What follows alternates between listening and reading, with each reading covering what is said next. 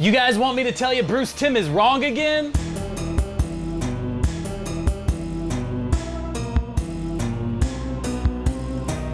Because it's Thursday.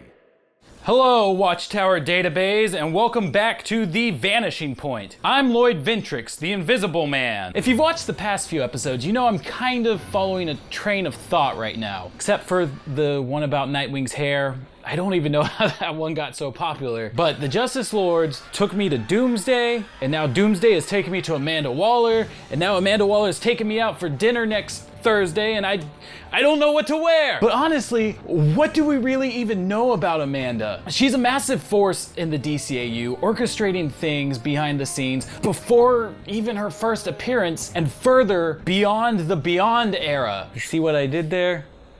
I said Beyond twice. And yet, we don't know anything about her really. Or do we? Despite the mystery surrounding her, I think we have roughly enough evidence to pin down around when she was born and about how old Amanda actually is. Don't believe me? Let me direct your attention to the number 3 Bath of the DCAU. Amanda Waller.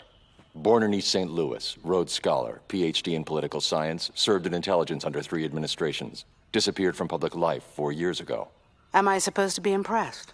Maybe I should rattle off your resume now. Now, our first big hint here is that she dropped out of public life 4 years ago. We know due to a bunch of math that Doomsday Sanction occurs around 2003. If you want to see why, you can click the card right there, or don't.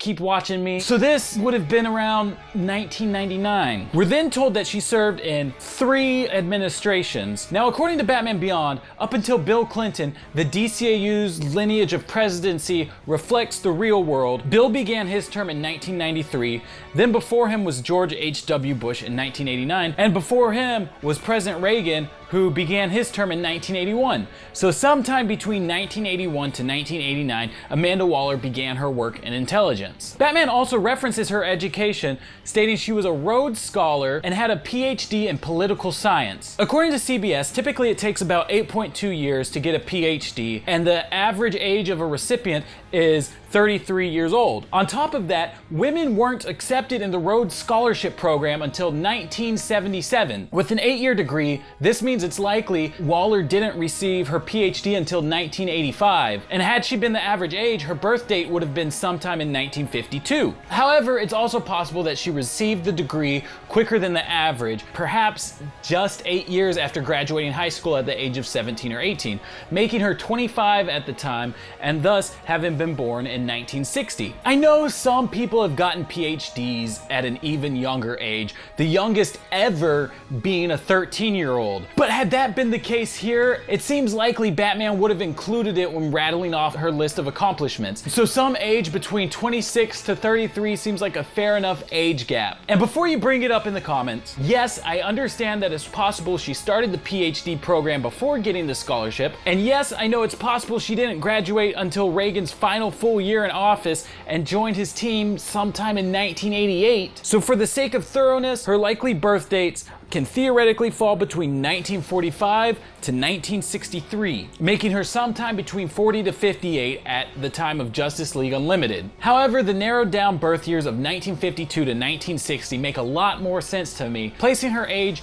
somewhere between 43 to 51 years old when we're finally introduced to her. Now, I know I said that I was gonna tell you that Bruce Timm was wrong yet again, and I know that's what you've been waiting for, so here it is. Bruce Timm was wrong. About what this time though? The 65-year later mark in Epilogue.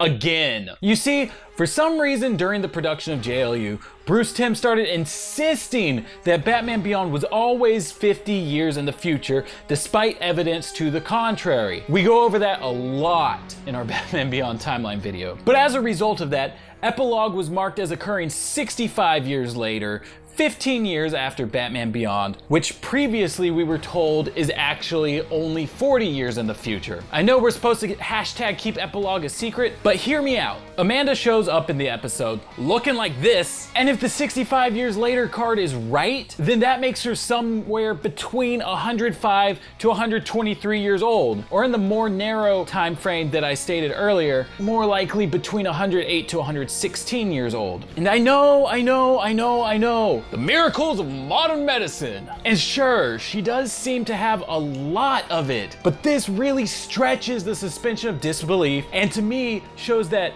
Bruce Timm's desire to keep Batman Beyond 50 years in the future isn't even consistent with the math from inside of Justice League Unlimited itself. It makes much more sense for Amanda to not even be past 100 years old at all by this time. Which, between this and the episode press releases initially stating that it occurred 50 years in the future, it just makes me think that the 65 years later tag was just added on at the last minute. In our Batman Beyond timeline episode, we came to the conclusion that the show started in 2039, and with Epilogue occurring 15 years later, it should be 2054, not 2068 like the 65 years later tag implies. So theoretically, Amanda would be somewhere between 91 to 109 years old, with 94 to 102 being a more likely narrowed age gap. So my question for you guys today, to leave your answers down under in the Australia box, is how old do you think Amanda Waller is by the time she meets Terry McGinnis? Do you, like me, think that 123 is just kind of pushing it? I'd love to hear your thoughts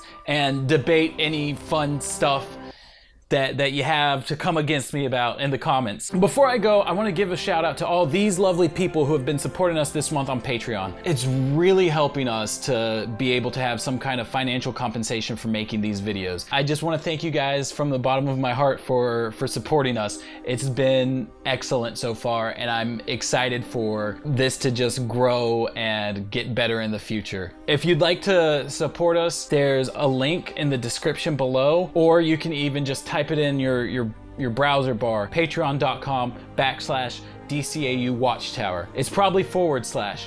I get those two confused. Love you guys. I've been Maddie Washburn. This has been The Vanishing Point. We'll continue to stay those things so long as you continue to stay you. You're the best. I'll see you in 2 weeks.